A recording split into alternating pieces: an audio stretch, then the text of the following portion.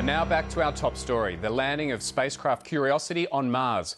We're joined now from Pasadena, California by former astronaut and now Associate Administrator of Science at NASA, John Grunsfeld. John Grunsfeld, welcome and congratulations. Well, thank you very much. But really, I want to say to all of Australia that's listening, thank you very much, because the signal came from Mars to Australia before we got it here in Pasadena at the Jet Propulsion Laboratory that gave us the signal that Curiosity was safe down on the surface. So thank you very much. Take us back to that moment at the Jet Propulsion Center when you found out that Curiosity had landed. What was it like? Well, first of all, we were getting signals from the tracking network there in Australia that Curiosity had hit the top of the Martian atmosphere. We saw it slowing down. We saw the various events indicating during that 7 minutes of terror while it was entering the atmosphere that the parachute had opened, that the rockets were firing, and finally, through another spacecraft, we got the indications that Curiosity had gently set down on the surface. And I think the 5 years of blood, sweat, and tears that all of these engineers and scientists across America and across the world had put into the rover, all of that pent-up emotion came out over the few seconds after we heard that Curiosity had successfully landed. Just jubilation. Quite a moment for a bunch of scientists and engineers. You've had quite a few moments yourself in your career. You're a veteran of 5 space shuttle flights. You've visited Hubble 3 times. You've spacewalked 8 times. How do all those events compare with today? Well, it's hard to compare those events. You know, when you're out in space doing hard things, you know, it is a very human endeavor. The Curiosity rover is a robot on Mars, a very capable one, starting a 2-year mission of discovery. But back here on Earth, we have scientists and we have school kids around the world and adults too that are going to be absolutely fascinated by the science that this explorer is going to be doing on Mars. And it's going to be answering some really great questions, questions that are kind of like Australia. When I was in space looking down on the Simpson Desert, what was so amazing to me is that when you look down on Australia, it's a continent that's dominated by water erosion, but most of the time it looks like a dry desert. Well, Mars is just like that.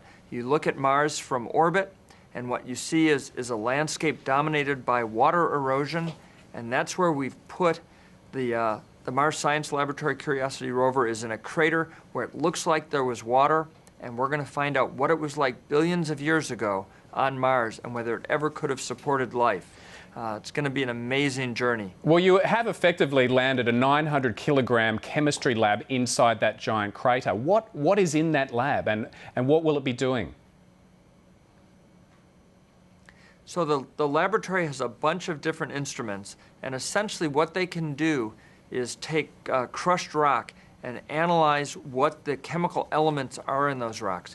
And each type of mineral, it's a prospecting mission, has a characteristic chemical signature that tells us what it is.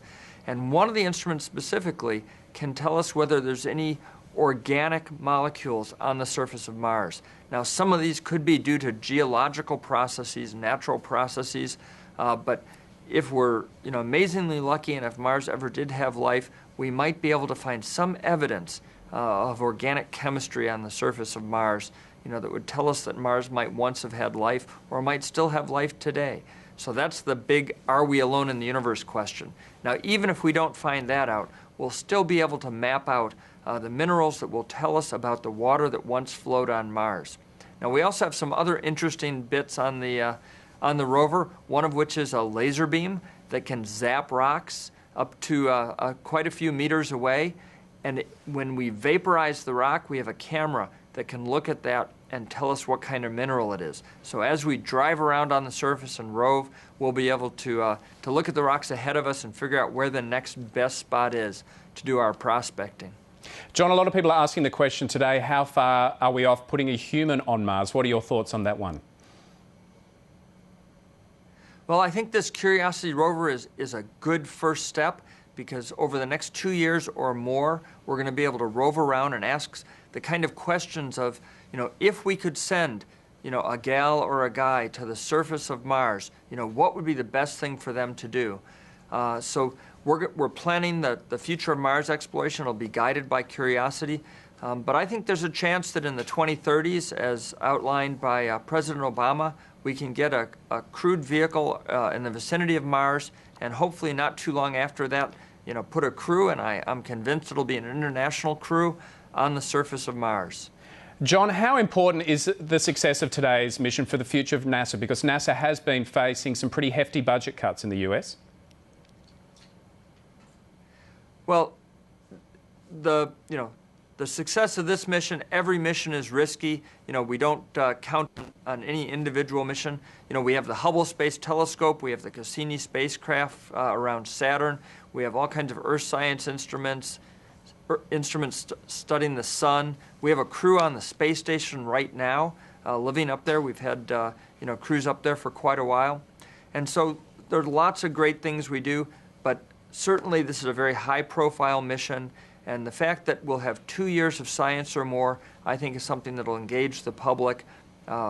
Some folks said, NASA doesn't know how to explore anymore. I think this is proof that we do, and it's going to be very exciting.